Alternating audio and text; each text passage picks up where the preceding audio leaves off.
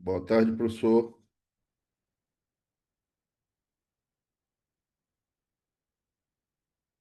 Boa tarde, Walter. Tudo bem? Tudo bom? Tudo certo. Fui designado de última hora aqui a dar uma assistência aqui para o senhor. Ah, não, bacana. Bom, Walter, como que tem sido as dinâmicas? Uma apresentação e debate, apresentação, debate, ou tem feito tudo em sequência? Professor, a critério da Vossa Senhoria, Ah, é? Não, os então tá. professores têm feito em dois formatos, o formato que o senhor achar mais interessante, a gente pode trabalhar. O que eu observei é que se trabalhando apresentação, 15 minutos de apresentação, 5 de considerações, fica mais democrático, né? O atendimento ali do contexto do que uma série de apresentações e o debate depois. Mas fica bem a critério do senhor. Tá. Quando você achar melhor, a gente conduz aqui, eu vou monitorando o tempo. Quando tiver com 3 minutos, né, se for passar, chegar nos 12 minutos ali, eu mando uma mensagem para a pessoa, ó, você tem mais 3 minutos. E com 15 minutos o senhor me disse, a gente interrompe a pessoa, deixa ela concluir, né? Aí- Uhum. Mas eu notifico 15 minutos, né? Quando notifico no chat. Aí o senhor dá a batida de martelo, né? Tá, não, tá legal. Sim. Eu não encontrei no sistema o nome dos autores. Hum, Você também não tem essa relação? bem não.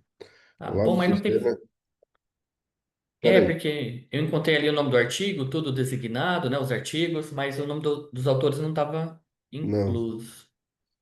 a gente vai ter que moderar pelo nome dos artigos, né? É, Realmente. mas seria mais para dialogar mesmo com eles, né? Sim, sim. Então, porque não tendo anotado, com certeza eu esquecerei. Mas enfim, quando eles entrarem, bom, eles vão estar todos virtuais também, provavelmente o nome vai estar na tela, não vai ter muita E, dificuldade então, né? e a gente faz uma identificação prévia de quem está com o quê, né? É, Eu tô aqui, vou copiar aqui, jogar no bloco de notas o nome de todos os artigos, os títulos, né? E aí, assim que eles entrarem, eu já estou com a tabelinha montada aqui. Aí eu coloco o nome do pessoal aqui para a gente ter essa cola. uhum. Qual é a área do senhor? De onde o senhor está falando? Como área de pesquisa, eu sou da área de contabilidade pública. Eu estou falando aqui, eu estou no momento aqui na FPCAF. Sou coordenador e professor aqui. Onde é? O estado? É em São Paulo. São Paulo? Ah, Hum. legal. Tô Você é de aqui, onde? eu tô aqui em Porto Velho, Rondônia, Ah, bacana. no norte aqui. Faço parte Tá. do Ah, mestrado profissional de administração pública. legal. Mas minha área é comunicação. Ah, tá. Veio aí nos ajudar mesmo, né? É,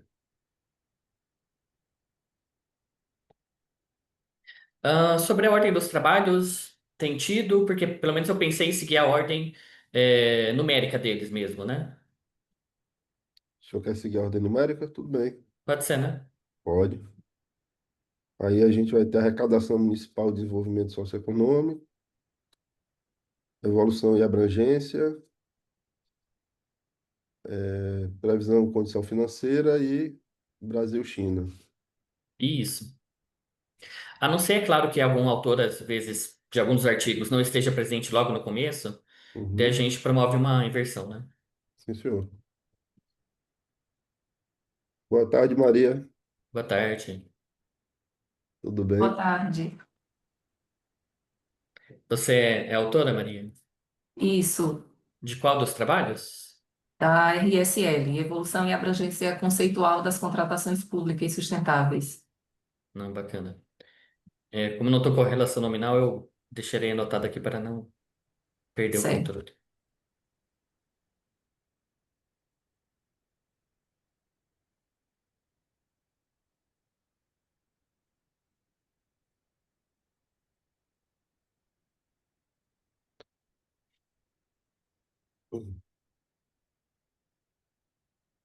É só você, Maria, né, que vem participar aqui? Isso, só eu. Beleza. Estou organizando aqui, ó.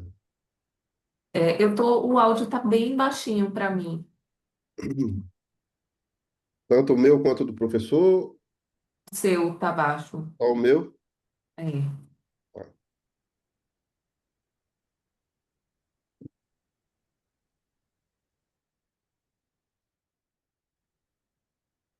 melhorou?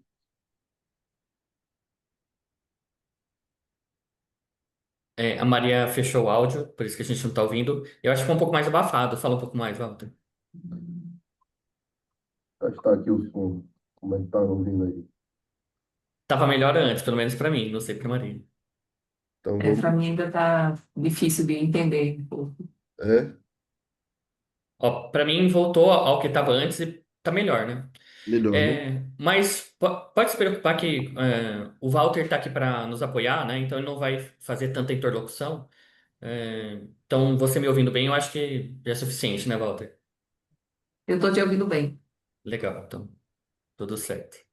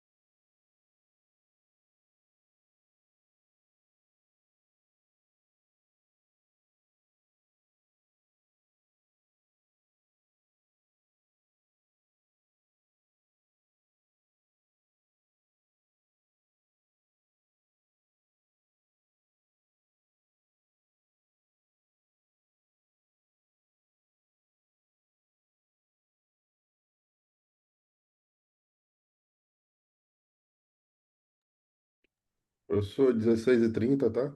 Uhum. Pode. Tudo bem, Daniel? Olá, boa tarde, tudo bom? Boa tarde. Você é autor, né? Sou autor. De qual trabalho, por gentileza? Previsão da condição financeira governamental de municípios de Minas Gerais utilizando inteligência artificial. Tá, deixa eu só então relacionar o seu nome aqui.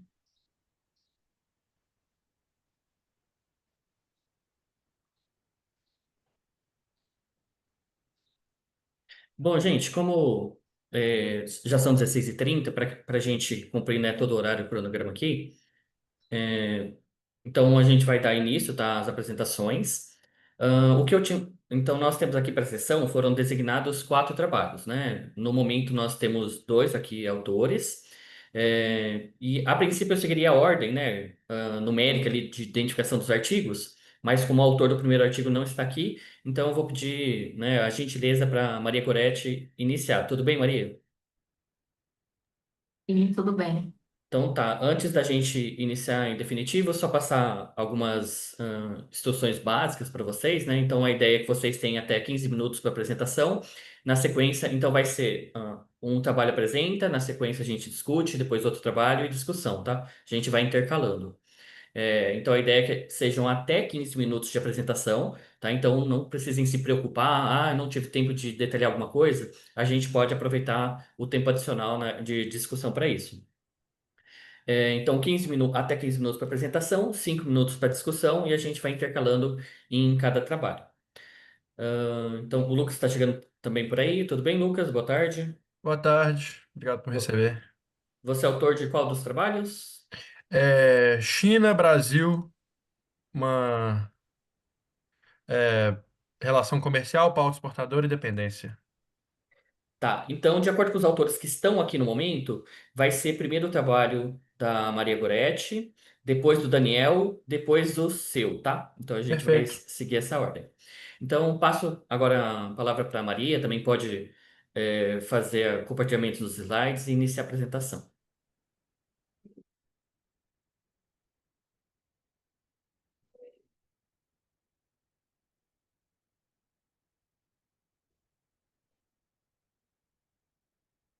Vocês estão conseguindo visualizar os slides?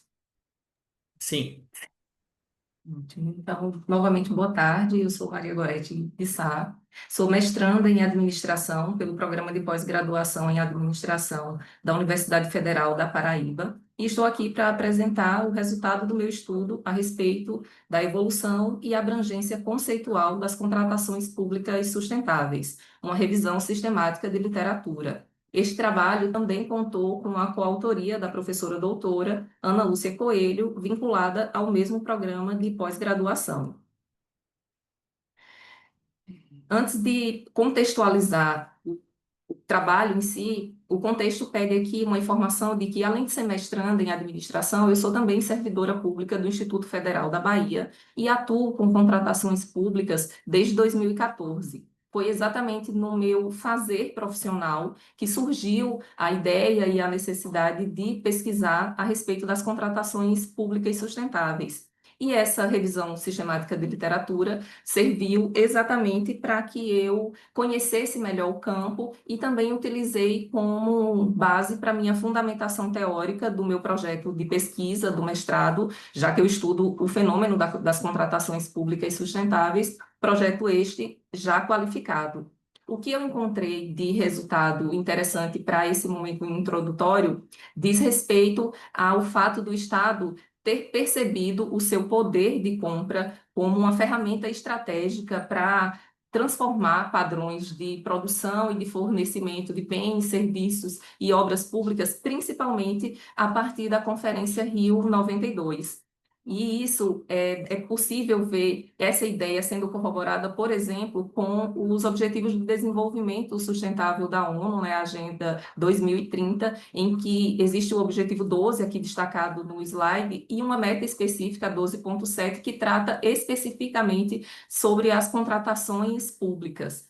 Já de maneira mais interna e operacional, em termos de contratação, eu trago aqui um aspecto importante que diz respeito à evolução da ideia de vantajosidade, sendo que inicialmente, do ponto de vista operacional mesmo, essa ideia estava muito ligada ao menor preço, depois foi agregada a ideia de qualidade, podendo ser realizada uma avaliação de custo-benefício. Posteriormente, foi percebida a possibilidade de contemplar a dimensão ambiental da sustentabilidade, que são as chamadas compras verdes, e mais recentemente tenta-se contemplar o pilar social da sustentabilidade nas contratações públicas para, de fato, poder chamá-las de sustentáveis.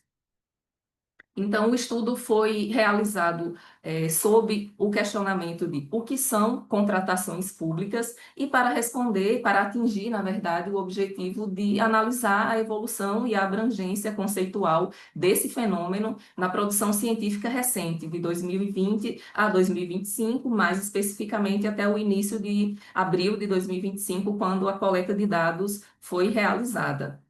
Em termos de procedimento metodológico, buscou-se, né, identificar e avaliar criticamente, além de interpretar as pesquisas primárias, seguindo aí o trabalho de Kittingham, 2020, 2004, e a string de busca que foi utilizada em inglês contemplava os seguintes termos, né? Contratação pública sustentável, compra pública sustentável e licitação sustentável. Isso no plural e no singular também. As bases de dados utilizadas para fazer a coleta dos artigos foram o Web of Science, Scopus, Cielo e Spell, sendo que essa última não retornou nenhum artigo utilizado na revisão de literatura.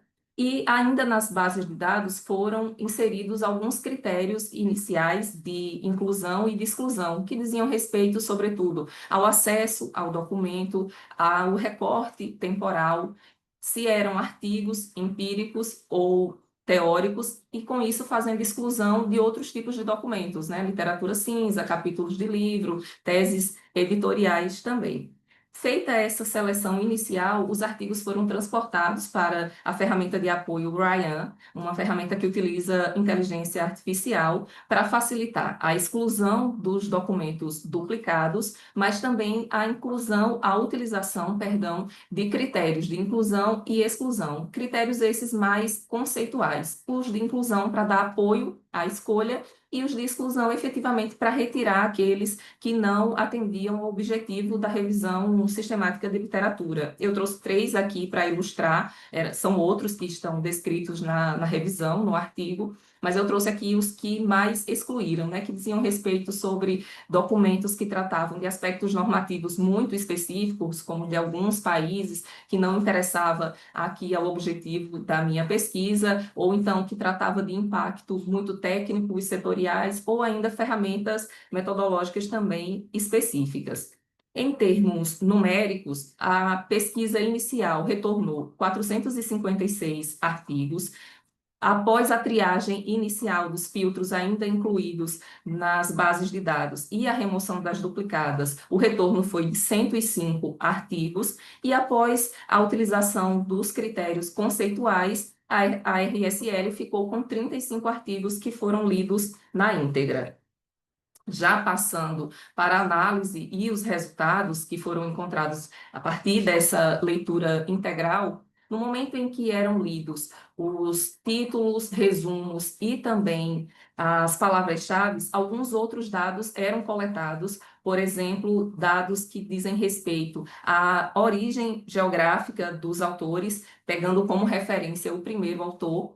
E desse dado, eu tenho aqui o primeiro gráfico, que mostra uma concentração de publicações nesse período a respeito do fenômeno estudado, muito na Europa e na América, respondendo ali por cerca de 85% de todas as publicações, assim também como foi observado o número de artigos em cada um dos anos do recorte temporal. E aí é percebida uma regularidade de publicações entre 2020 e 2023, com uma queda em 2024, pelo fato de, em 2025, em abril, que foi feita a coleta de dados, já observar um crescimento, tendo como referência 2024, é possível que esse ano tenha apresentado uma baixa produtividade por razão de algum viés dos critérios utilizados para fazer a exclusão dos artigos.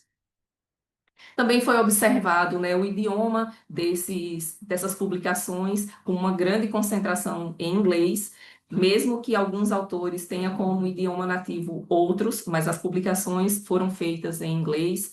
A grande maioria desses estudos foram estudos qualitativos, aí aproximadamente 72%, e embora o trabalho buscasse pesquisas com algum incremento conceitual do fenômeno das contratações públicas sustentáveis, a imensa maioria dos artigos selecionados são artigos empíricos, sugerindo que a teoria desse fenômeno se desenvolve a partir da prática, né? A partir de trabalhos realizados na prática. Aqui eu tenho uma nuvem de palavras que foi formada a partir das palavras-chave dos artigos, e pela variedade de termos aqui, isso indica como esse fenômeno se desenvolve em várias frentes. E foi exatamente isso que eu encontrei, né? Muitos subtemas sendo trabalhados. Eu fiz uma consolidação desses subtemas, desses assuntos em 7 subtemas. Aqui eu apresento os 4 primeiros, sendo aqui o primeiro que diz respeito à vinculação das contratações públicas sustentáveis com a Agenda 2030 da ONU e os Objetivos de Desenvolvimento Sustentável, dando destaque aqui à pesquisa de Gutierrez, Goiria e Amiano Bonachea, de 2022, em que eles destacam as contratações públicas sustentáveis como apoio ao alcance dos Objetivos de Desenvolvimento Sustentável. Um outro aspecto muito encontrado nos artigos diz respeito, como eu já mencionei na introdução, à visualização desse tipo de contratação como uma ferramenta estratégica, então, como uma política pública. E aqui eu dou destaque ao trabalho de Romero Molina e Monterrosa, de 2020, em que eles trazem uma discussão a respeito do equilíbrio entre os objetivos primários, que diz ali respeito a objeto a ser contratado, cláusulas contratuais, equilibrar esses objetivos primários com os objetivos secundários, que eu posso ilustrar aqui exatamente como a contribuição ao desenvolvimento sustentável. Como eu também mencionei na introdução, a dimensão social da sustentabilidade é a dimensão que está sendo trabalhada mais recentemente. Então, por isso, também se encontra muitos artigos nessa área de contratações públicas sustentáveis, discutindo as formas de alcançar e de aprofundar a dimensão social. Eu destaco aqui o trabalho de Carvalho, 2025, é um trabalho recente em que ela discute a possibilidade das contratações verdes, sendo um campo mais desenvolvido, contribuírem com o alcance dos objetivos sociais das contratações públicas. Então, são as contratações verdes contribuindo para o alcance da dimensão social. Assim também como encontrei muitos estudos tratando da percepção humana, né, da lente humana associada ao alcance da sustentabilidade por meio das contratações públicas, em que Lopes e Caldeira Pires, 2023, destacam que o envolvimento de servidores públicos como um fator mais relevante para o alcance das contratações públicas sustentáveis. Aqui eu trago as 3 últimas categorias. A primeira, que eu chamei de impulsionadores, que são os vetores de aceleramento da prática. Aqui foram encontrados trabalhos discutindo os mais variados subtemas, como, por exemplo, aqui, economia circular, alienação estratégica de bens, abordagem orientada a missões e o uso de padrões voluntários, fomento a compras locais e de pequeno porte, assim como a implementação de mudanças organizacionais. Tudo isso com a ideia de contribuir com o alcance da sustentabilidade por meio das contratações públicas. Como estava dentro do objetivo da RSL, eu observei muito os artigos que tratavam da abrangência e do impacto. E eu destaquei aqui o trabalho de Hafsa Dernau e Brecht Schneider, 2021, porque eles afirmam que pode haver uma subestimação do poder e do impacto dessas contratações. Geralmente é feita uma estimação, uma estimativa de 15% do PIB dos países, então eles acreditam que pode ser muito maior, isso por causa da falta de dados para se fazer uma análise mais fidedigna à realidade. E, por fim, destaco o trabalho de Lee et al. 2023, onde traz uma nova fronteira de investigação, vinculando as contratações públicas sustentáveis ao desempenho ESG de fornecedores, novamente como uma forma de contribuir para o alcance da sustentabilidade. E, para concluir, eu destaco exatamente a amplitude desse campo, em que foram encontradas pesquisas que fazem discussões desde aspectos operacionais específicos de critérios de sustentabilidade, perpassando por discussões estratégicas sobre a contribuição para metas de sustentabilidade governamental e de direitos humanos, e também sinalizando um rico campo aí para fazer estudos de interconexões entre os subtemas, mas também de aprofundamento de alguns que têm estudos muito ainda recentes e superficiais.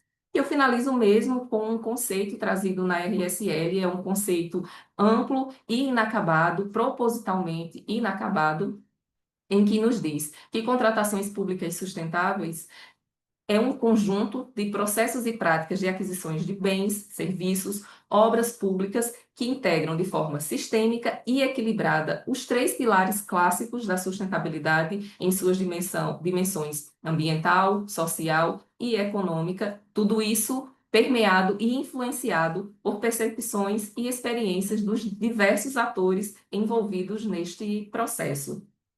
Aqui eu tenho as referências que foram utilizadas nesta apresentação e eu agradeço a atenção de todos. Obrigada. Bom, obrigado, Maria, pela apresentação. Então, É, antes da é, gente, antes da gente. acho que está dando um retorno. Você poderia fechar o áudio, por gentileza, Maria? Isso. Eu estava me ouvindo, daí fica um pouco, atrapalha um pouquinho. Bom, antes de começar os comentários em si, fazer um comentário um pouco mais geral, que é assim, então, o meu papel aqui como debatedor é focar principalmente nos aspectos de possível melhoria do artigo, tá? Então, assim, eu parabenizo todos vocês, todos os trabalhos possuem pontos fortes, e não à toa estão aqui, né, para apresentação. Mas o meu papel, então, é, né, discutir com vocês e orientar onde existe possibilidade de melhoria, pensando que nós estamos aqui num momento do evento que é de discussão e justamente temos esse papel, né, é, de trocar algumas ideias, né, de tecer comentários para que vocês possam aprimorar e ter o que a gente chama de uma publicação definitiva, né, em revistas e assim, digamos, progredir com o trabalho, tá? Então esse será sempre o foco das observações que eu farei para vocês. Bom, então, começando aqui com no seu trabalho, Maria, né? O primeiro ponto que eu trago para a gente discutir é sobre a sua questão de pesquisa, tá? Então, assim, eu achei que ela acabou ficando muito ampla e você faz, eu diria que você faz muito mais do que você coloca nela. Porque a sua questão, então, né, você coloca como o que são as contratações públicas sustentáveis. Se você ficasse realmente direcionada em responder apenas o que são as contratações públicas sustentáveis, você poderia fazer uma pesquisa, na verdade, apenas documental, muito mais de conceito do que é, né? Mas então você vai além disso e, de fato, você desmembra, vê os principais tópicos que estão sendo abordados, né? Tanto que você faz ali uma categorização, né, de alguns pilares que estão sendo abrangidos nas pesquisas, né? Então, foi um dos resultados aí do seu trabalho. Então, o primeiro ponto que eu colocaria é de você fazer uma atualização desse objetivo, né? Muito mais, não vai dar assim, né? Eu não escrevi exatamente qual seria o seu objetivo, mas eu acho que caminha muito mais no sentido de você investigar, né? Descobrir o que está sendo tratado e em que caminho estamos seguindo, né? Sobre o tema aí da sustentabilidade frente, né, a esses contratos, licitações, tá? Então, esse é um primeiro ponto que eu observei aqui. Outro ponto que eu acho que é bastante sensível e importante em revisões sistemáticas é que você tenha bastante clareza, e você mesmo coloca no seu trabalho, né? Clareza e transparência sobre todo o desenho de como que foi, como caminhou a sua revisão sistemática.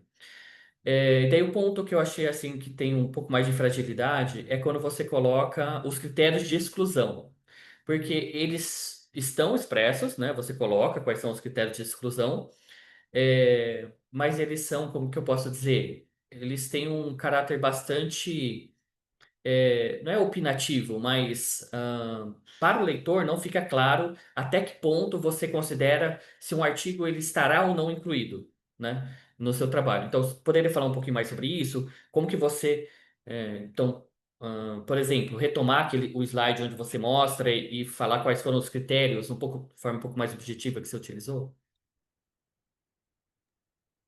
No caso, eu volto aqui para apresentar novamente. Pode colocar. Ou se você quiser só Tá, acompanhar e ler alguns para você mesmo, também como você preferir, tá? tá. Eu vou colocar rapidinho também.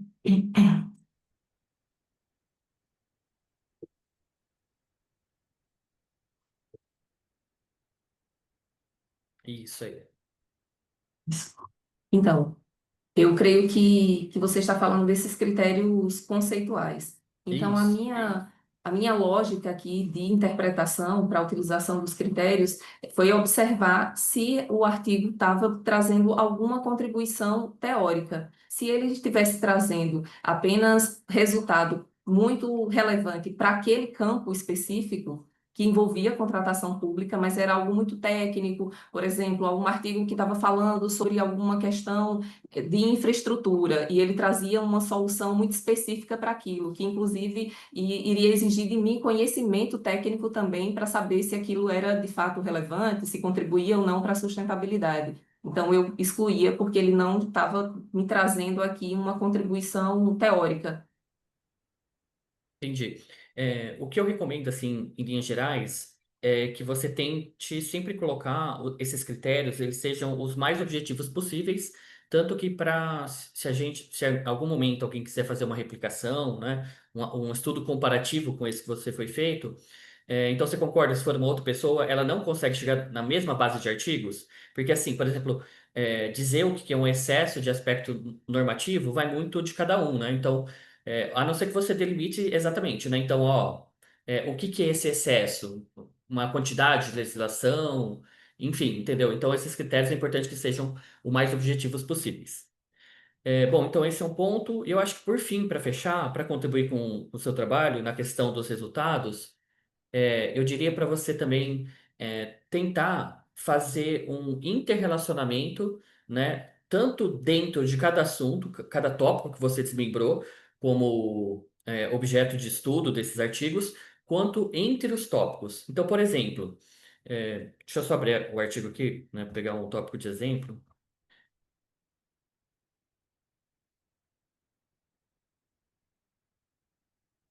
Quando você fala, por exemplo, então, de dimensão social da sustentabilidade, existe um consenso dos trabalhos dentro, né, desse tema? Eles estão caminhando no mesmo sentido ou se caminham em sentidos diferentes?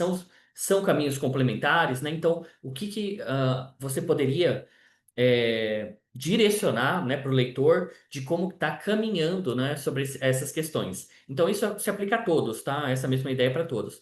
Então, eu acho que um papel muito relevante dos estudos de revisão sistemática é mostrar para o leitor, então, para onde que está caminhando a literatura daí dentro do seu tema de estudo. Então, isso é bastante importante para você estar sempre analisando, tá? Então, como o nosso tempo é bastante curto aqui também, eu vou parar por aqui, tá? E começar a dar abertura para o próximo trabalho.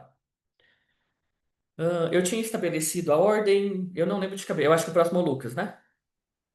Você A tinha gente tinha falado combinado? eu, mas se quiser apresentar o Lucas, tudo bem. Por mim, tanto faz. Vocês que mandam.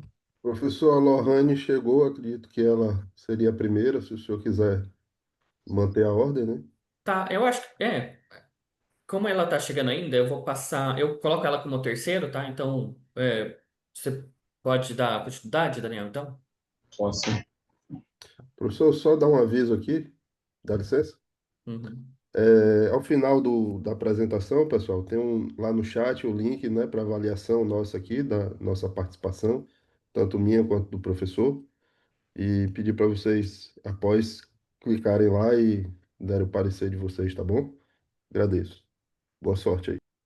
Vocês conseguem ver minha tela? Sim, só Desculpa, não, eu não consegui entender o que o Walter falou.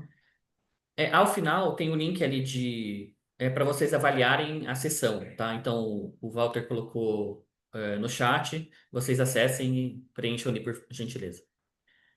Tá tudo ok com essa apresentação, Daniel? Pode dar prosseguimento. Pode começar? Bom, boa tarde a todos e a todas.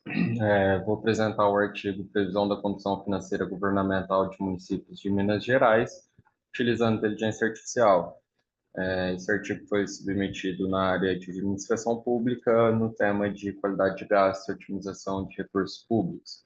Ele foi desenvolvido pelo professor Dr. Flávio Luiz de Moraes Barbosa, da Universidade Federal de Uberlândia, por mim, doutorando em administração na Universidade Federal de Uberlândia, Daniel Vitor Tardir Garruti, e pelo Eduardo Oliveira, aluno de graduação na Universidade Federal de Uberlândia.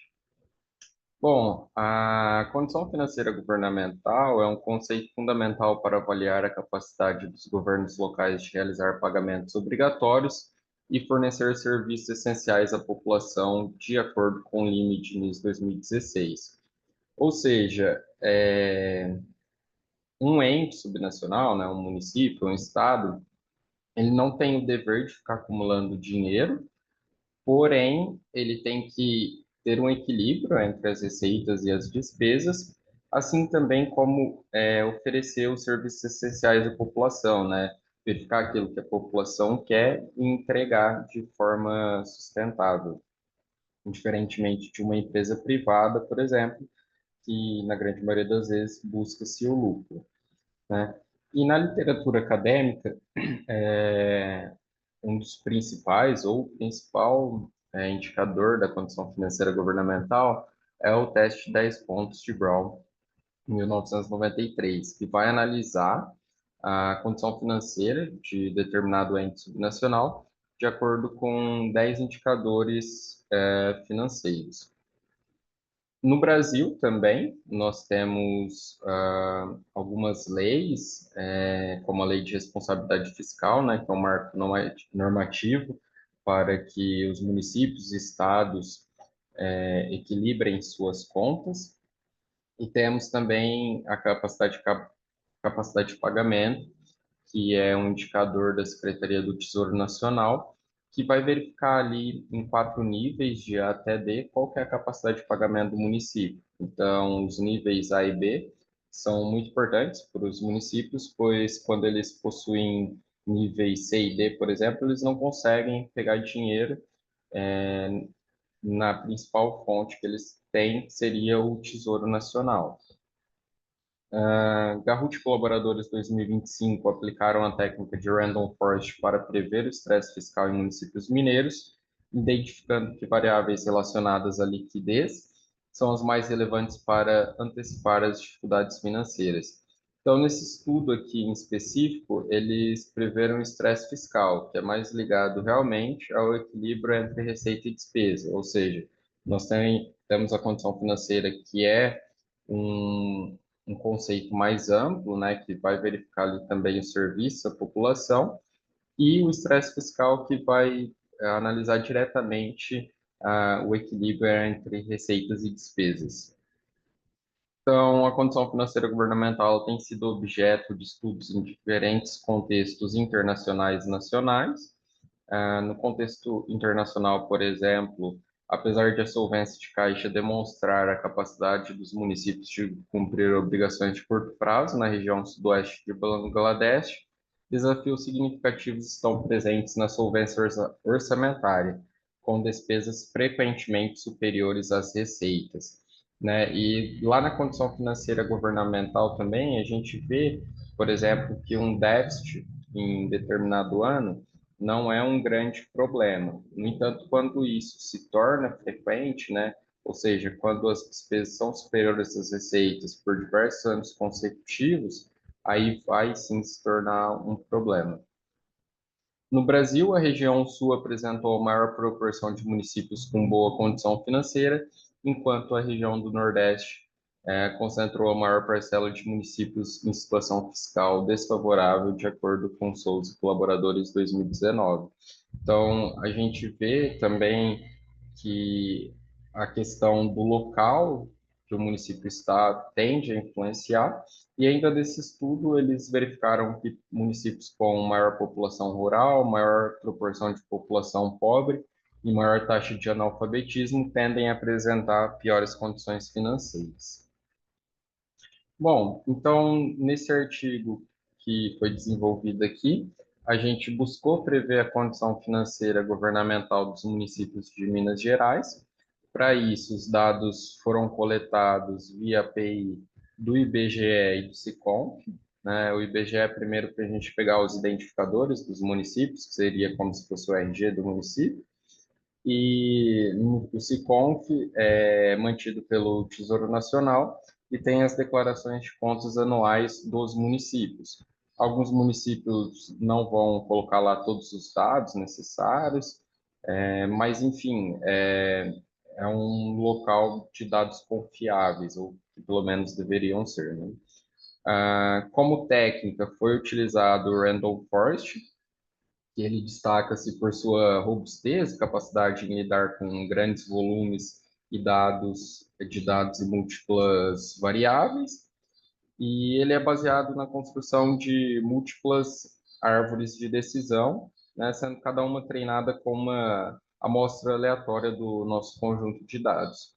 Para verificar os resultados, nós utilizamos o Classification Report, que vamos analisar a acurácia, que é a média geral de acertos do modelo, né? Mas a média geral, às vezes, ela pode acabar enviesando os nossos resultados. Então, a gente analisa também o recall, que é identificar os casos positivos corretamente, a precisão, que é a proporção de verdadeiros positivos em relação aos positivos previstos, e o F1 score, que é a média harmônica balanceada entre a precisão e o recall.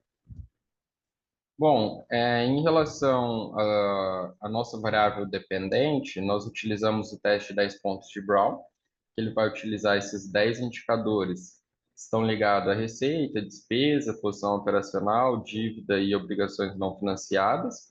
E aí, alguns é quanto menor melhor, enquanto outros quanto maior melhor. Então, esses indicadores vão ser divididos em quartis, onde cada um vai receber valores entre -1 e 2.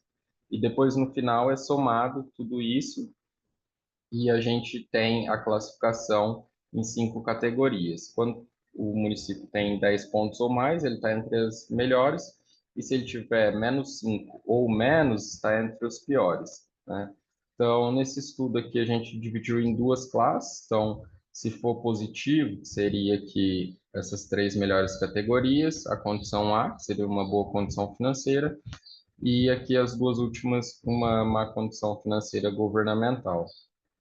Essas variáveis, os 10 indicadores do teste de 10 pontos de Brown foi utilizado também como variáveis independentes. Além disso, né, para se adequar às leis brasileiras, nós utilizamos as variáveis da LRF, que é a despesa com o pessoal, dívida consolidada e operações de crédito, e os indicadores da CAPAG, que é a poupança corrente, liquidez relativa, indicador de liquidez e endividamento. Em relação aos resultados, então, aqui é importante observar que os dados, por exemplo, aqui o ano 2016. 2016 são as variáveis independentes, né? E a nossa variável dependente está um ano à frente. Então, seria 2017 a condição financeira do município propriamente dita. E aqui em 2022, a gente tem a variável dependente em 2023 e as independentes em 2022. De maneira geral, apresentou uma acurácia de 80%, né? Uma acurácia que foi maior, que a de Kahoot Colaboradores 2025 foi de aproximadamente 68%, apesar do objetivo ser diferente. E aqui também destaque-se, né, que eles utilizaram janela rolante para fazer análise. Quando vai fazer a divisão da amostra em treino e teste, normalmente coloca-se 30% para treino, 70% para treino e 30% para teste, né? Então lá eles utilizavam 2 anos para treino e no próximo ano teste. Aqui no nosso, a gente utilizou a janela incremental. Então, em 2016, a gente treinou 2015 e analisou 2016. Depois, de 2017, utilizou para treino os dados de 2015, 2016 e teste 2017. Assim por diante até 2022. Então, em 2022, a gente tem o treino de 2015 a 2021 e o teste em 2022. Na verdade, a gente acabou analisando os dois, os resultados são bem próximos. No entanto, se a gente analisar aqui nos nossos resultados, as menores acurácias foi no ano 2018 e depois no ano 2022 a janela volante também apresentava os resultados menores. Enquanto na janela incremental o modelo conseguiu não deixar cair esse resultado ali abaixo de 80% em 2022. Isso possivelmente está ligado que é ano de eleições presidenciais, então o modelo lá em 2018 ele conseguiu aprender, né? E porque esses dados estavam no treino, e aí no teste em 2022 ele obteve ali melhores resultados. No estudo de Garro de colaboradores também, eles notaram uma grande inversão, né?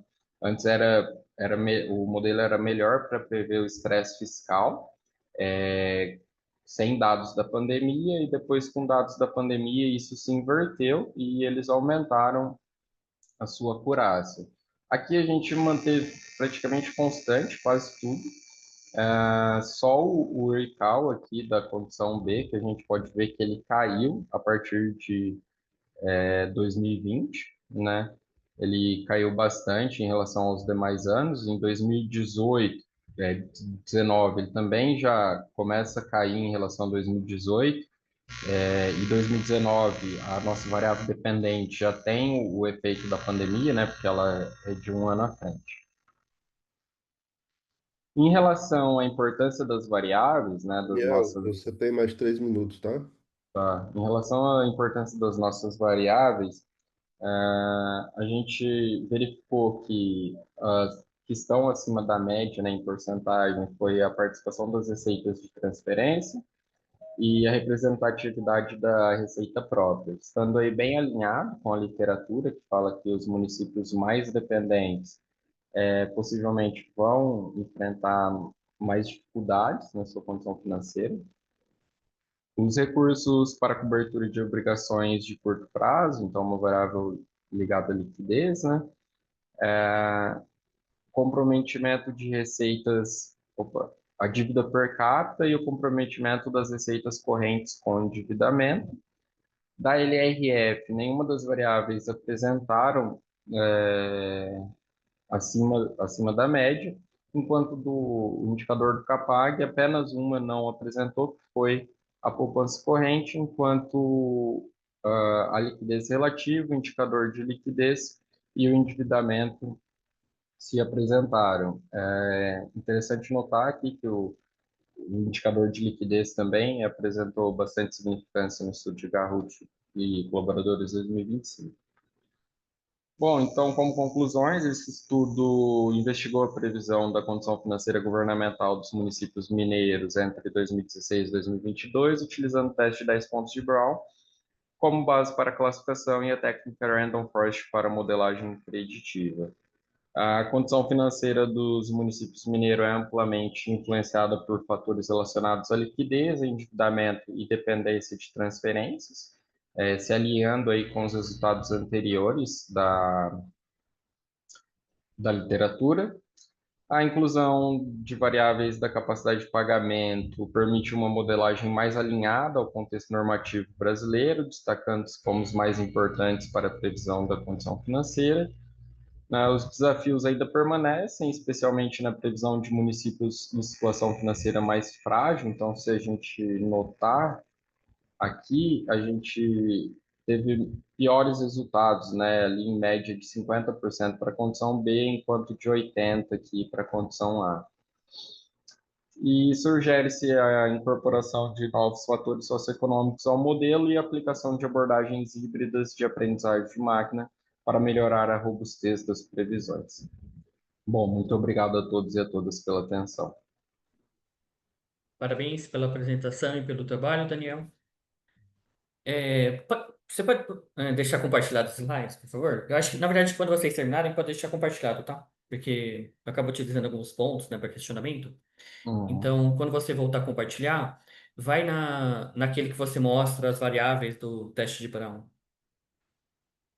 As variáveis do teste de Brown. Isso. Bom, então, vou só colocar um item importante, eu acho que afetam praticamente todos os trabalhos, tá? Eu acho que com exceção da Maria, porque é um de revisão de sistemática de literatura, mas é importante, não vou frisar para o seu trabalho em específico, tá, Daniel? Mas eu acho que serve para todos.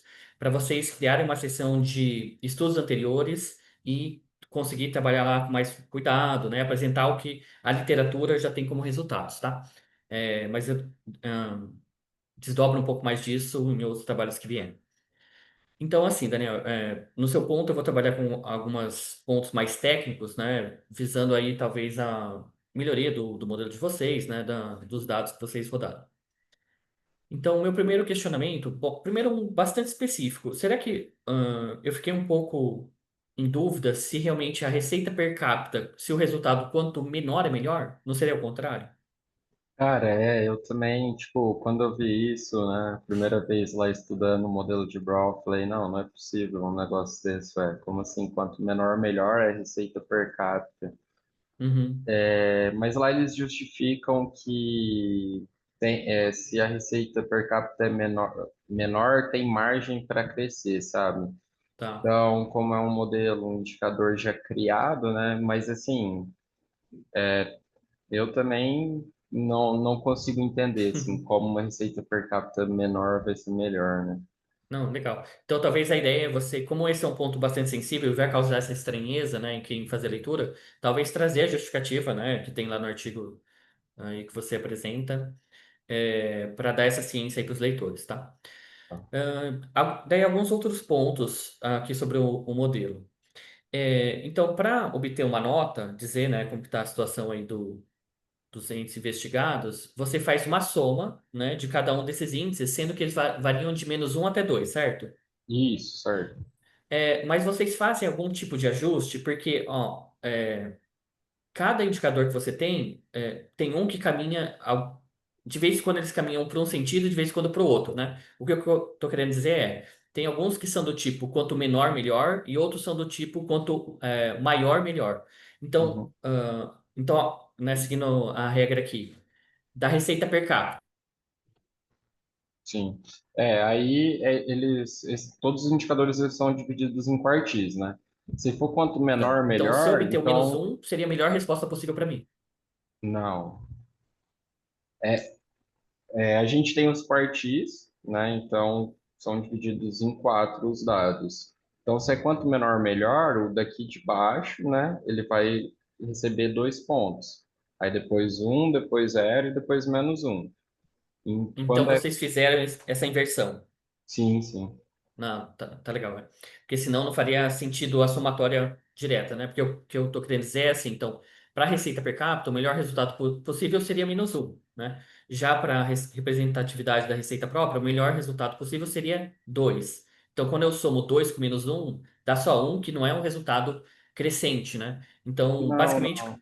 o que vocês têm que fazer é um peso e uma versão para que todos ficassem no mesmo sentido, né? De quanto maior, melhor, digamos assim. Isso. Tem que fazer a inversão, né? Então, tipo, no primeiro caso, quanto menor, ele vai receber 2 no caso. Ah, tá. Pontuação 2. Entendi. Não, bacana. Importante vocês deixarem descrito ali no trabalho, para quem lê, né, saber que vocês tomaram esse cuidado aí, tá? Tá. Tá, esse eu acho que é um ponto importante para vocês esclarecerem. E outro ponto que me chamou a atenção é que vocês rodaram o modelo colocando como variável dependente e independente esses indicadores, né, que estão dentro aqui do teste de Brown. Uhum. Isso, né, pelo que me parece, quando a gente, por exemplo, roda regressões, com certeza, e aqui eu acredito que é o mesmo caso, tá? Você gera o que a gente chama de um problema de circularidade, né? Ou então um erro de especificação do modelo. E quando você treina o modelo ou quando você faz a regressão, né, como que as variáveis dependentes estão sendo influenciadas pelas dependentes, e você coloca nos dois lados da equação, assim, exagerando, a gente poderia pensar exatamente nas mesmas variáveis, né? Mas aqui no seu caso específico, então parte das variáveis é a mesma que está tanto de um lado quanto do outro, você acaba influenciando o modelo, né? E isso, por si só, acaba de maneira um pouco artificial inflando os seus resultados, tá? Então, eu diria que assim, talvez, tá? Então, precisaria fazer o teste, por exemplo, sem as variáveis de Brown dentro, né, como variável dependente, mas talvez isso tenha inflado seus resultados. Então, quando você disse que você teve, né, comparando com um dos artigos que teve ali uma média de acurácia de 65%, de vocês estão em torno de 80%, posso estar enganado aqui nos valores, mas que teve uma certa diferença nesse sentido, pode ser por causa dessa influência do modelo, tá? O que que você acha? Faz sentido? Poderia utilizar essas duas? Não, faz sentido, porém, assim, aqui, né, como variável independente, a gente vai utilizar diretamente essas variáveis. A variável dependente, além dela passar pela questão dos quartis, ela ainda vai passar pela soma, e aí vai ser classificado entre melhor e pior, né? Uhum. E além disso, a nossa variável dependente e independente não são do mesmo ano. Então, as nossas variáveis independentes sempre são um ano anterior ao próximo ano. Uhum. Mas faz sentido sim, né? No problema, na regressão poderia gerar lá alta multicolinaridade, o BIF Uhum. alto, né? Enfim, vou buscar dar uma investigada nisso, ver, sei lá, talvez tenha alguma correlação muito alta entre essas variáveis, ver como eu posso fazer isso, Tá. tá? Bom, como o nosso tempo é bastante limitado, tá? Então, esses eram os pontos mais sensíveis, né, que eu encontrei no seu trabalho e trouxe aqui para a gente discutir um pouquinho, tá? Tá bom. Vou terminar por aqui para a gente conseguir, né, completar nossa sessão dentro do tempo. Então, passo agora a palavra para Johanne. Olá, tudo bem? Tudo bem? Só Boa um tarde. instantinho. Boa tarde. Compartilhar a tela com vocês.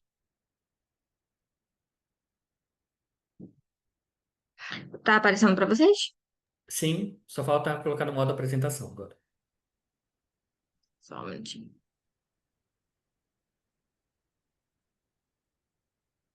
Bom, prazer, o meu nome é Lohane, tá? Eu Lohane, sou aluna da... licença. Tá, Testa fazer uma passagem aí, porque tá tendo um bug e às vezes ele você tá com duas telas, né? Acredito que tá só na primeira aqui. deixa eu só verificar aqui, só um minutinho.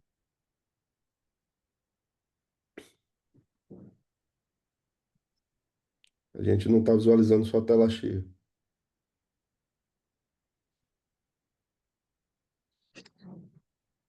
Tá, tá compartilhando para vocês? Compartilhando sim, mas a gente está vendo só o slide sem estar no modo apresentação, né? Não está em tela cheia. Agora tá aparecendo? Ainda não. Você pode tentar cancelar o compartilhamento e compartilhar novamente. Talvez ajude. Tá bom. Coloque em modo tela cheia antes de compartilhar, que aí acredito que ele Sim, já sim. vai. Foi? Foi, Isso. tudo ok. Perfeito. Prazer, o meu nome é Lohane, eu sou estudante da Universidade Unig e estou participando de um projeto do PIC de iniciação científica ali da universidade. E o título que a gente trouxe para poder trazer para vocês é a arrecadação municipal e o desenvolvimento socioeconômico da região metropolitana do estado do Rio de Janeiro. A gente trouxe aqui os nossos autores, que seria o Daniel, o Everlan, o Gustavo, que também é um outro bolsista, e a Júlia, que também fez parte aqui do nosso projeto. Bom, como introdução, a gente veio falar que o nosso estudo, ele veio por parte de que o desenvolvimento de um país, né, de um país depende da capacidade do Estado em arrecadar e aplicar bem os recursos públicos. Aqui a gente trouxe referente ao nosso tema, que foi a progressão do país, eliminar a pobreza e a marginalização e diminuir os disparagens sociais regionais são considerados objetos primordiais. Aqui embaixo, a gente está querendo dizer que é sobre a arrecadação dos municípios, né? A Constituição de 1988 descentralizou os gastos, mas manteve concentrada a arrecadação dos tributos na União, tornando os municípios fortemente dependentes de repasses federais e estaduais, como o FPM e o ICMS. A dependência pode gerar ineficiência fiscal e acomodação dos gestos locais. Por isso, buscamos analisar se a arrecadação própria municipal, especialmente os tributos, tem correlação positiva em relação à economia. Aqui ele está falando que a dependência excessiva dos municípios em relação aos repasses de origem federal pode acabar sendo um meio negativo acarretando a ineficiência dos gastos e diminuindo o interesse no incentivo das arrecadações locais, fazendo com que os municípios se acomodem em receber e não se esforcem para arrecadar.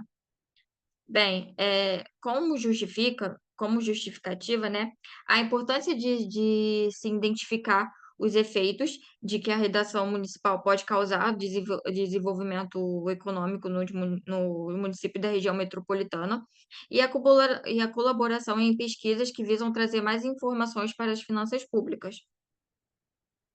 Aqui a gente trouxe como objetivo geral seria analisar os efeitos da arrecadação municipal socioeconômico na região metropolitana e verificar a capacidade da arrecadação desses municípios pertencentes à região metropolitana, revisar a literatura temática também de finanças públicas e o desenvolvimento socioeconômico. Bem, essa pesquisa ela veio devido o nosso problema ali da pesquisa seria: quais são os efeitos da arrecadação municipal no desenvolvimento socioeconômico dos municípios da região metropolitana? Esse seria a nossa pesquisa tese, a nossa pergunta tese, né? A nossa hipótese seria que a arrecadação municipal seria correlacionada positivamente com o desenvolvimento socioeconômico, que significa que o tributo ele se correlaciona positivamente com a nossa economia municipal. Bem, como referência, nós dividimos em 2 tópicos, né, referente à pesquisa, seria referente às finanças, foram esses autores, e sobre o desenvolvimento socioeconômico, foram esses outros autores. Bem, como metodologia, a nossa amostra foi composta por 22 municípios, que nós utilizamos, os municípios da região metropolitana, por isso que são esses 22. Nós utilizamos o período de 2013 a 2021, que foi o nosso período ali de pesquisa, e com uma observação, nós utilizamos a nossa variável do PIB per capita. Por quê? E o PIB per capita, nós utilizamos somente de 2013 a 2021, porque foi o período mais atual que tinha do PIB. Então, por isso que a gente finalizou ali o nosso estudo em 2021. Essa pesquisa ela foi finalizada em 2024, no ano passado. Então, por isso que foi o mais atualizado ali foi 2021. Inclusive, esse ano o PIB ele ainda está em 2021, por isso que não teve nenhuma atualização. O nosso método. Só um minutinho. O nosso método de equações foi a regressão linear múltipla, que nós utilizamos, com dados em painel. E nós utilizamos como a variável do PIB per capita com as variáveis dos tributos, como o IPTU, o ITBI, o ISS, as taxas e a contribuição de melhoria. Essas foram as variáveis que nós utilizamos. Bom, aqui no mapinha, né, a gente pode ver que aqui tem os nossos municípios aqui da região metropolitana. Aqui ele quer dizer, ele está mostrando qual é a relação que esses municípios eles têm em relação à proporção, no caso, em relação ao PIB per capita. E aqui a gente pode ver que Maricá é um dos municípios que mais teve relação positiva ali em relação ao PIB, porque ele é um dos municípios que mais tem no caso, coletas, né? Os repasses, ele tem mais repasses, e a quantidade de população lá também é muito baixa. Então, por isso que acaba sendo um município com um PIB bem elevado.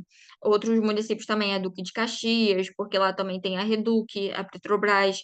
Então, por isso que lá o PIB ele é maior também. O Petrópolis, perdão, ele é um município também que tem um desenvolvimento bom, porque lá também tem muitos municípios, tem muitas indústrias.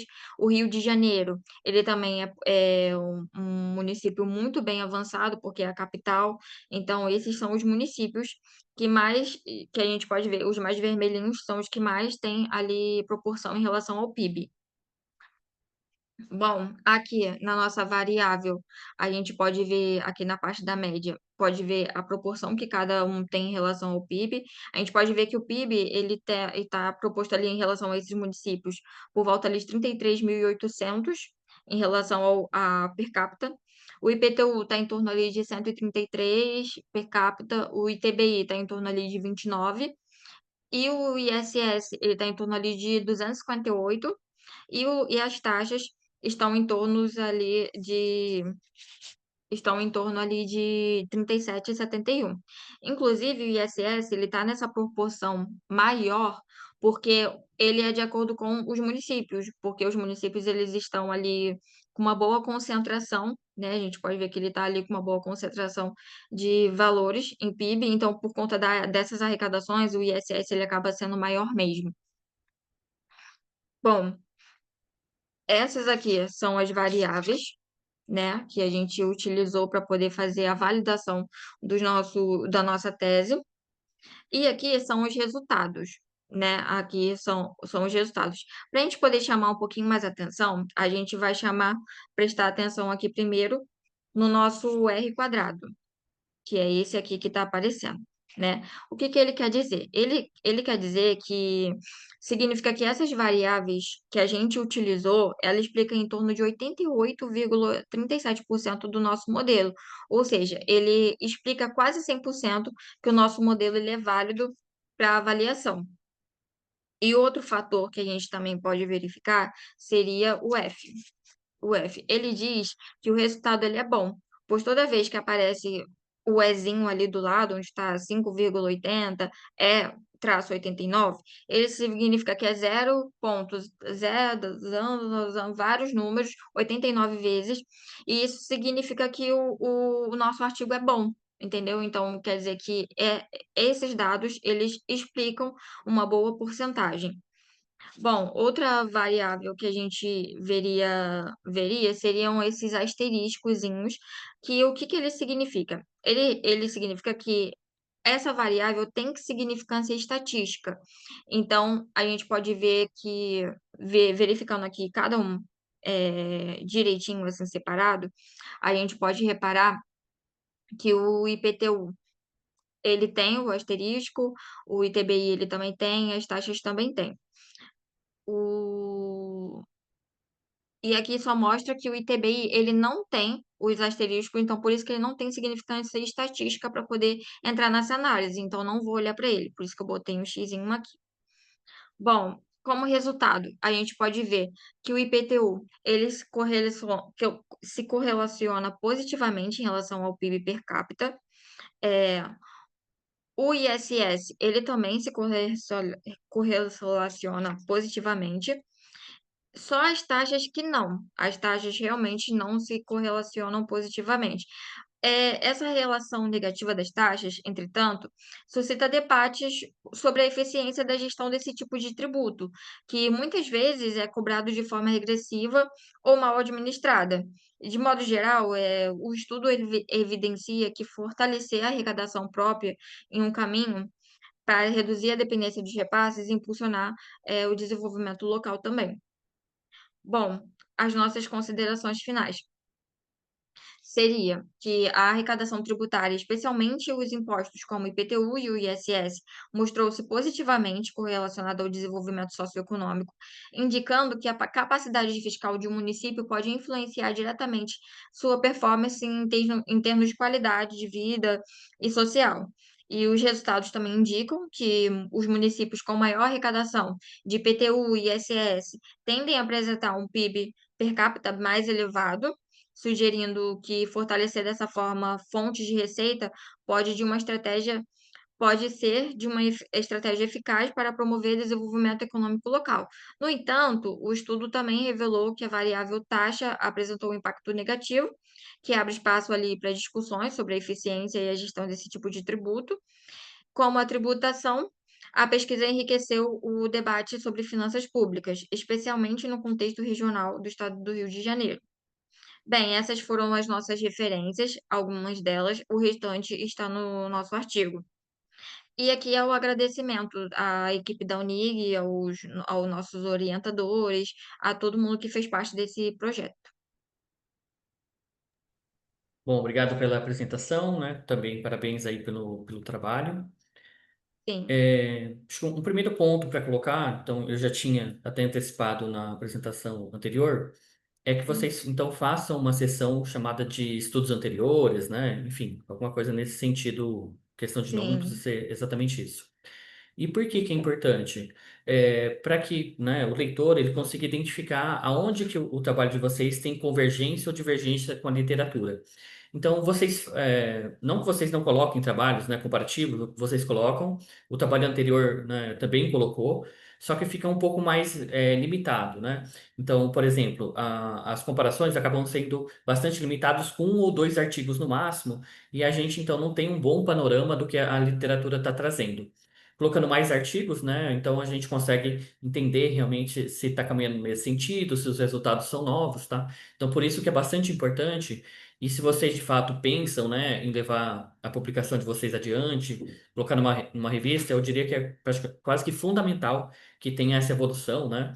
Esse maior aprofundamento da literatura e que possibilita lá no final do trabalho, tanto nos resultados, né, para amparar os resultados e para colocar na conclusão, que vocês façam ali um elo, né, entre o que foi encontrado e o que a literatura vinha reportando. E acaba sendo, eu diria que até mais relevante como que vocês colocam um recorte, né? Então, assim, um dos trabalhos tratou com os municípios de Minas Gerais, aqui a gente tem um recorte da região metropolitana do Rio de Janeiro. Então, obviamente, com esses reportes a gente não tem, né, a visão geral do que seria o impacto nacional. E tendo esse recorte, então, comparando, por exemplo, o autor fez ali no Paraná, o outro autor fez em outros estados. Então a gente consegue ver se esses caminhos, se esses resultados caminham na mesma direção. sim, E um outro ponto, né? Então, assim, como foi tratado no estudo anterior, eu acho que aqui tu já tinha notado essa ideia, né? Mas eu acho que faz sentido aqui também de você trabalhar com uma certa defasagem temporal aí nas suas variáveis. Então, porque você compara basicamente o PIB com a arrecadação. Mas, via de Uhum. regra, então a gente tem, o município vai arrecadar, vai utilizar aqueles recursos e depois dessa utilização é que a gente espera que tenha ali um incremento ou não no PIB, né? De acordo com a qualidade com que houve o emprego desses recursos. Então, talvez você trabalhar com a arrecadação num T-1 e o PIB num período T faça sentido e, né, daí eu diria assim, faça um teste, veja o que acontece, né? Se Uhum. vai trazer um bom parâmetro para no seu artigo que, pelo menos assim, do ponto de vista teórico, né, me parece que faz sentido, né, esse fluxo de informações. sim. É, e um outro ponto aqui para a gente fechar a discussão, você fala, né, no seu trabalho sobre a importância que tem, por exemplo, as transferências, né, tanto que municípios menores acabam sobrevivendo basicamente de transferência, mas no seu trabalho você acaba utilizando só variáveis, né, de arrecadação frente às receitas tributárias. Por que que foi o motivo dessa escolha? E você acha que faria sentido colocar para ver o quanto as receitas de transferência impactariam também? Sim, eu acho sim que faz sentido botar mais tributos, né. A gente quando fez essa pesquisa, a gente pegou os tributos que mais tinham arrecadação, mais tinham valor, tanto que o IPTU, ele foi o que mais teve, se eu voltar ali para vocês verem, o IPTU foi o que mais teve arrecadação em relação ao valor. Só que deixa eu tirar aqui só para ver. O IPTU foi o que mais teve, tanto que ele foi maior do que o ITBI não teve muita significância, o ISS ele teve significância, mas também foi menor, ou seja, significa que mesmo sendo na região metropolitana, os municípios ali da região metropolitana, no caso, eles usam mais o IPTU do que o ISS, isso realmente não fez muito sentido quando a gente estava fazendo, quando a gente teve os resultados. Ou seja, a gente tem noção que sim, a gente pode ver com outras taxas também, que é coisa para uma próxima pesquisa também, e também para poder ver o que que exatamente está sendo gasto, para a gente entender para onde está indo cada local, cada valor. Uhum. Então, mas é que o racional é o seguinte: você utilizar as receitas tributárias faz bastante sentido, que é o que o município ele consegue arrecadar, né? O poder que ele tem e o sacrifício que ele faz, digamos, com as próprias mãos para conseguir recursos. Só que daí a transferência, então, é a lógica totalmente contrária. Ele simplesmente recebe ali de estados ou da União uma transferência para poder utilizar. E a regra é, municípios pequenos vivem basicamente de transferência. Então, eles não precisam ter grana. Vocês colocam isso no trabalho de vocês também, né? Então, o que eu proponho que vocês façam é colocar dentro do modelo, né, como uma variável dependente, também as transferências governamentais. Porque o que pode estar acontecendo é, então, bom, ó, o resultados caminham no seguinte sentido atualmente, né? Então, as receitas tributárias, né, principalmente IPTU e ISS, estão impactando, né, o PIB. Mas eu não consigo afirmar com certeza se eu não ver o efeito que as receitas de transferência estão tendo nisso. Porque pode ser que, né, esses municípios que estão com mais, ou com influência significativa desses valores de receita tributária, na verdade, como não está dentro do modelo, pode ter uma correlação quase que direta ou indireta, né, dessas variáveis com as receitas de transferência. Então, colocar dentro do modelo, você consegue avaliar isso. E o artigo ficaria talvez até bastante interessante se você rodasse os dois modelos e mostrasse os dois resultados diferentes, com a variável e sem a variável, para ver como isso influencia, tá? Sim, Então, entendi. fica como uma sugestão aí para vocês caminharem num outro momento. Tá bom. Então, né, novamente, obrigado pela apresentação, para que a gente consiga cumprir aqui a nossa agenda de hoje. Então, passo a palavra para o Lucas agora, né? Ah, isso. Tá me ouvindo direitinho? Sim, tudo ok. Tá, joia. Deixa eu compartilhar a tela aqui.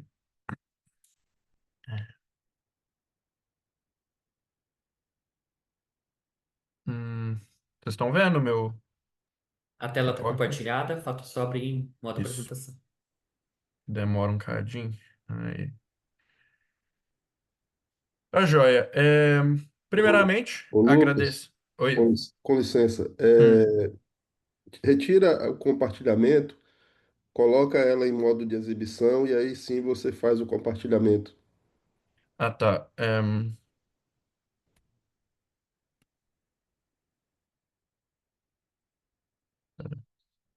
É para tirar e voltar.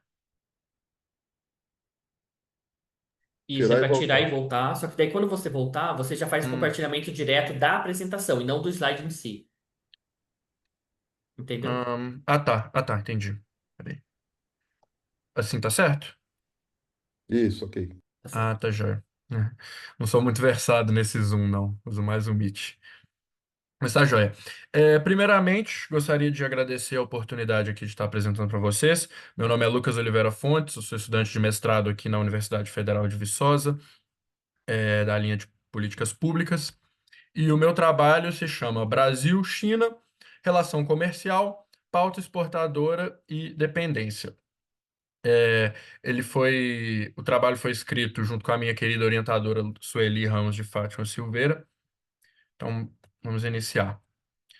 E aqui, inicialmente, só para introduzir, né, familiarizar vocês com o assunto. O Brasil e a China firmaram uma parceria estratégica em 1993. E, no começo dos anos 2000, a crescente demanda da economia chinesa causou um aumento vertiginoso no valor dos commodities no mercado global. Commodities são produtos primários, né, que a gente vai desenvolver mais aqui no decorrer do trabalho. E a economia brasileira passou por um período extraordinário de crescimento no período entre 2003 e 2008, registrando uma média de crescimento anual das exportações brasileiras de 22%. Aqui é o que a gente chama foi o boom dos commodities, né? E aí, aqui, se vocês observarem no canto da tela, eu trouxe duas imagens só para representar a capilaridade, a forte capilaridade que a China tem aqui no Brasil, como nosso, né, como o próprio trabalho já diz, nosso maior parceiro econômico. Que aqui você tem, em 2009, o então presidente Lula, em reunião com o secretário-geral do Partido Comunista Chinês, Xi Jinping, e aí aqui corta para 2024, os mesmos presidentes Lula e Xi Jinping também em reunião. Achei interessante para representar, né, essa próxima relação. E há uma enorme. Só arredar aqui que meu negocinho está me atrapalhando de ler. Ah. há enorme disparidade entre o perfil de exportações brasileiras para a China e da pauta de importações do Brasil. Isso é, no campo das exportações, os produtos primários e intensivos em recursos naturais são os mais expressivos, enquanto nas importações, aquilo que o Brasil importa, destacam-se os produtos manufaturados, ou seja, a gente já começa a observar uma relação um pouco desbalanceada, típica de um país primário exportador, né? Mas, para os propósitos desse trabalho, a gente tem como objetivo analisar as relações comerciais entre Brasil e China, comparando os comportamentos das exportações brasileiras de produtos primários com os produtos manufaturados.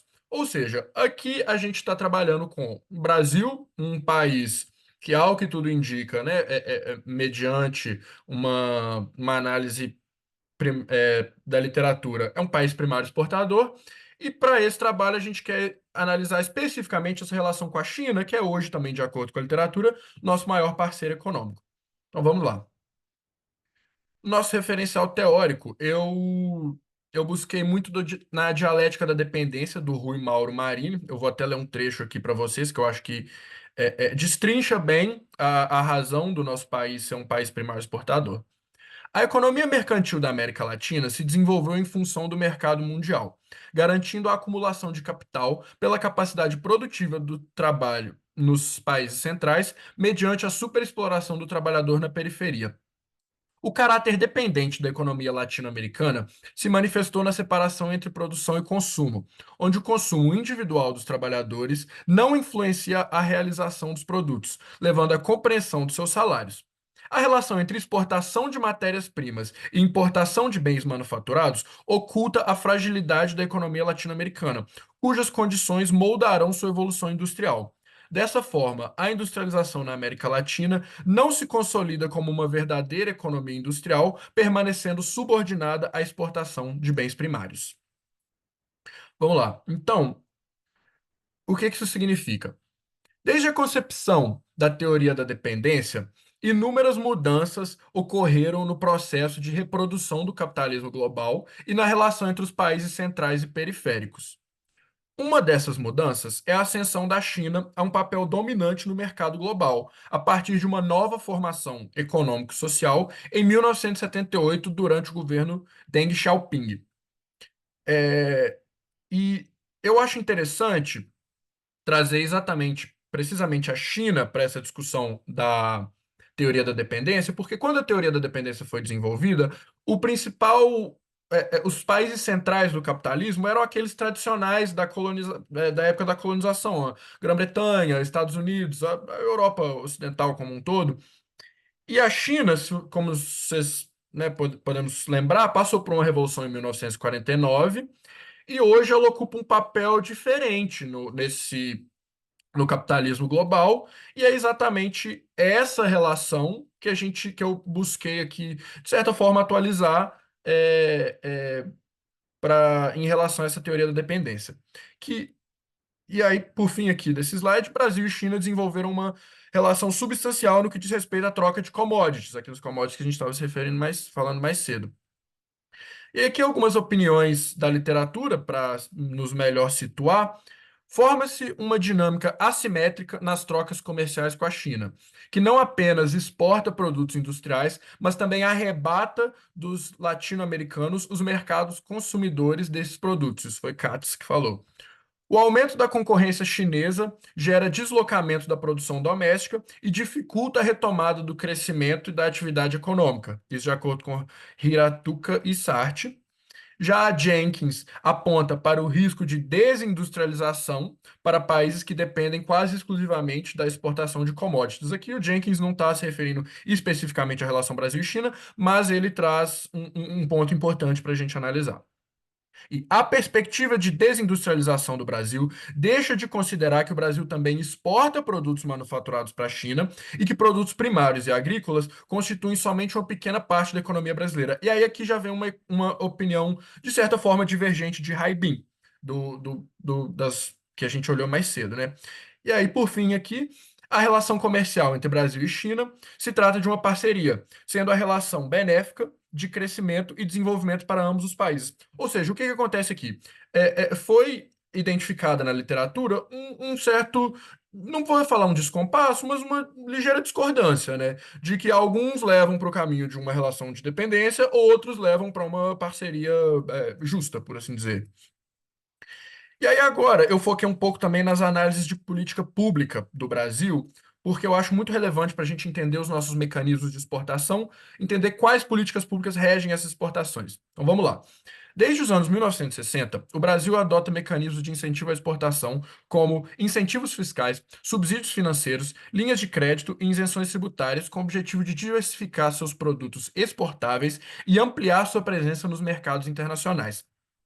O governo assumia protagonismo na promoção do crescimento e orientação da expansão econômica, mantendo a economia fechada às compras do mercado externo por meio de barreiras tarifárias e não tarifárias às exportações, tarifas elevadas e restrições de acesso ao câmbio.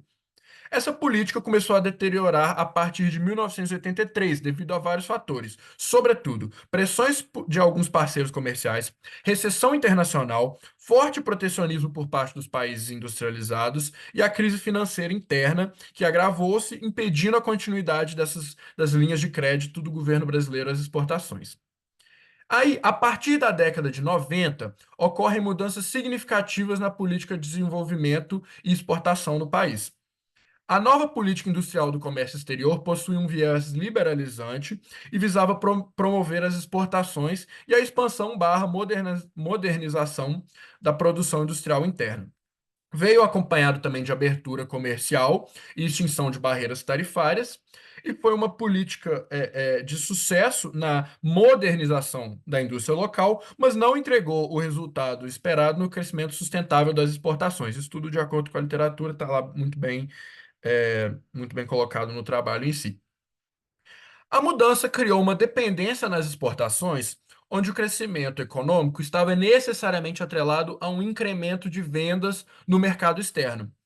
E a solução pensada pelos legisladores nessa mudança de chave dos anos 90 foi no sentido de eliminar os entraves que oneravam o fluxo de exportação brasileira. Ou seja, buscar escoar a exportação o máximo possível.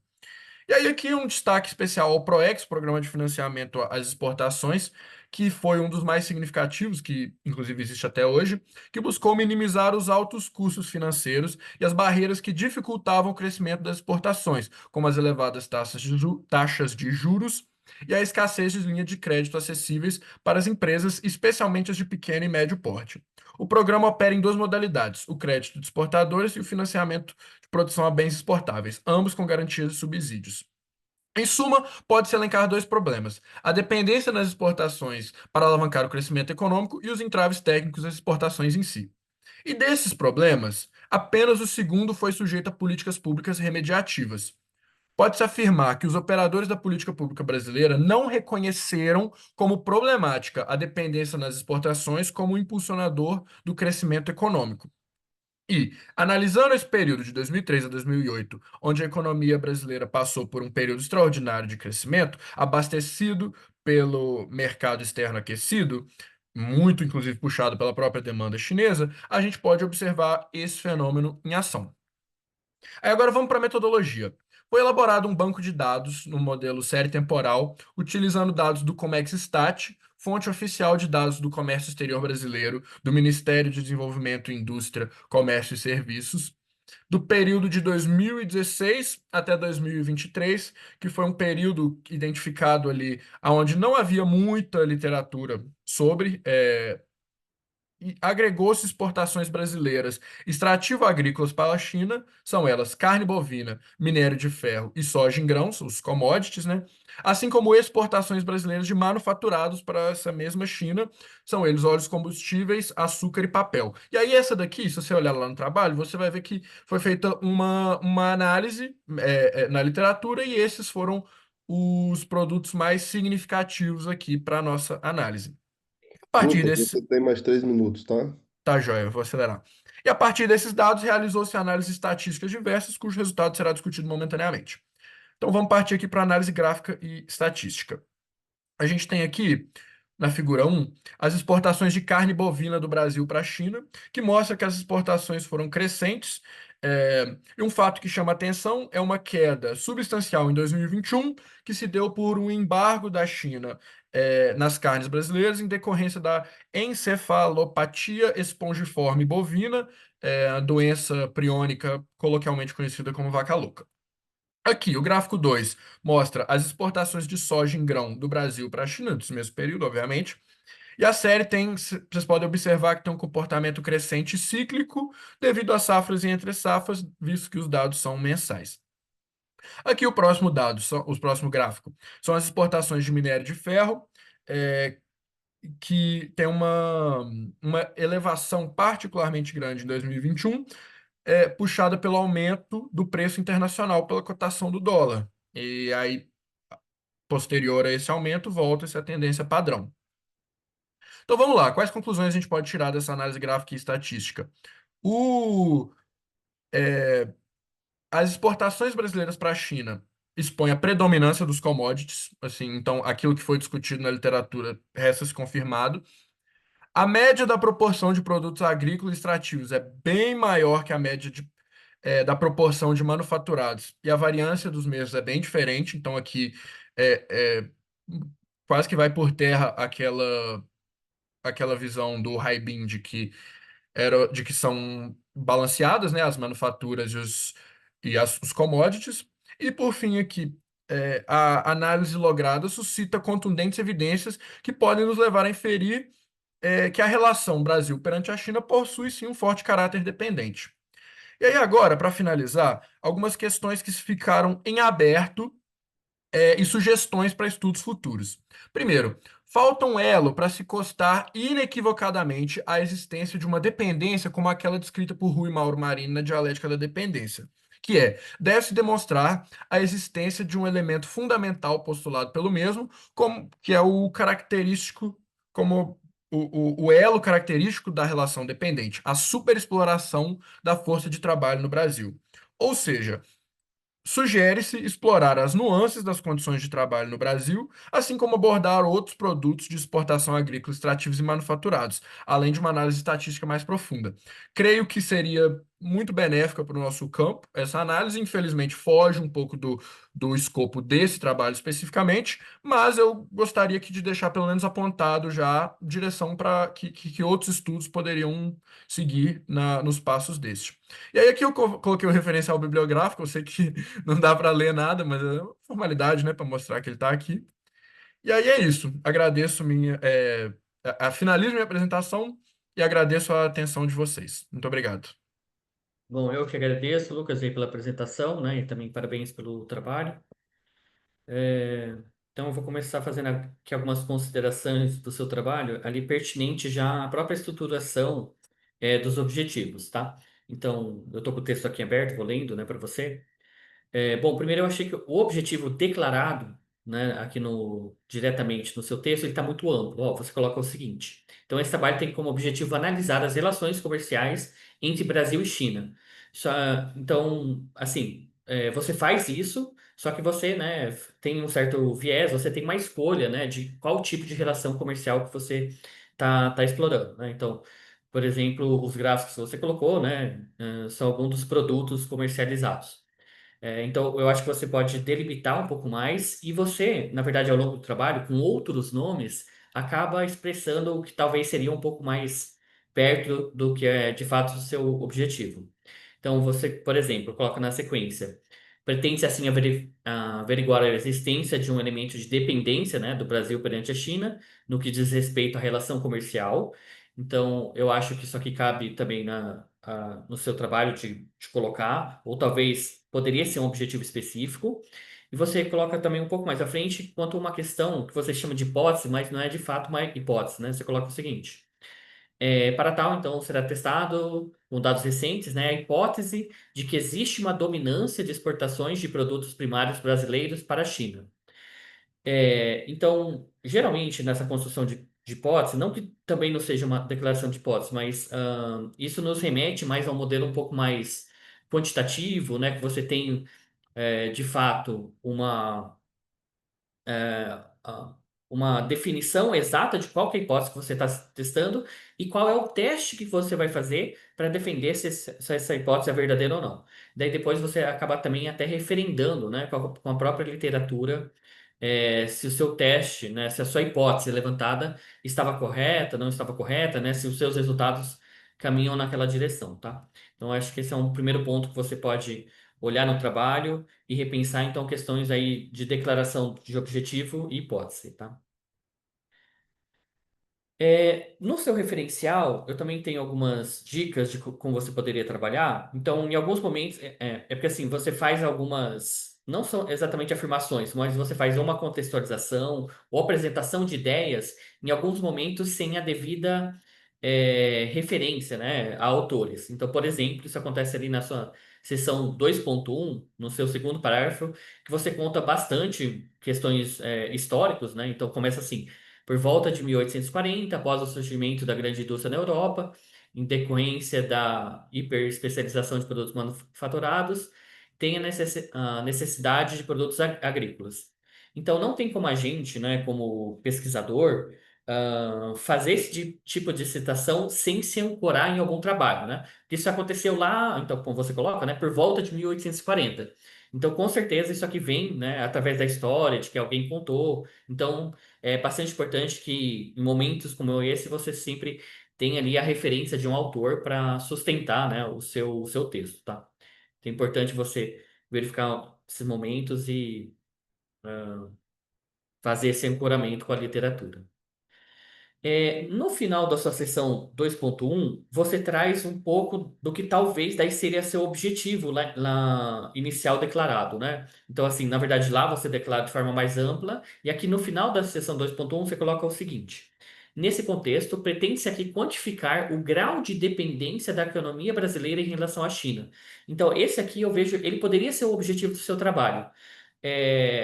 Mas daí talvez exigiria um pouco mais de esforço estatístico para falar que então que grau é esse, né? Se você de fato quer um grau, a gente, né, pelo menos essa palavra ela expressa um viés mais quantitativo. Então, né, o que você coloca assim, ó, todos os gráficos apontam crescimento, né? Mas então, em que grau, né, aumentou essa dependência?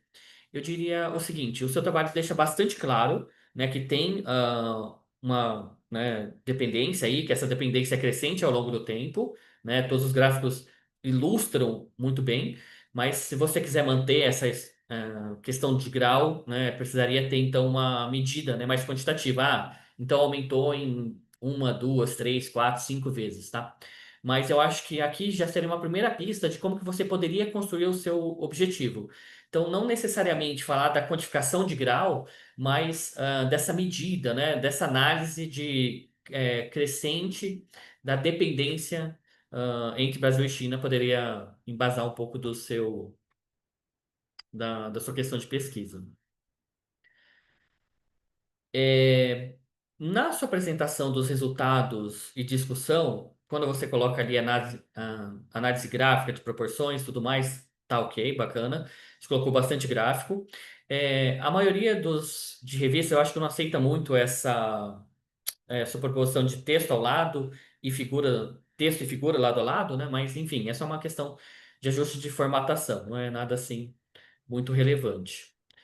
E para fechar, então, na verdade, mais dois pontos bem rápidos. Um sobre a seção 4.3 na sua análise estatística, né? Então, você coloca de medidas centrais, a variação e distribuição dos dados.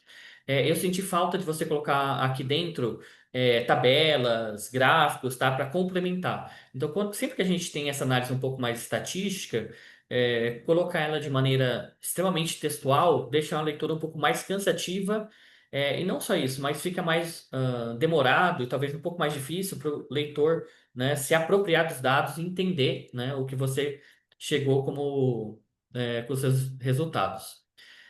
E por fim, o último ponto, que tem ligação tanto com conclusão, e daí quanto com um pouco que eu já vim falando nos outros trabalhos, né, da importância de você criar uma seção de estudos anteriores.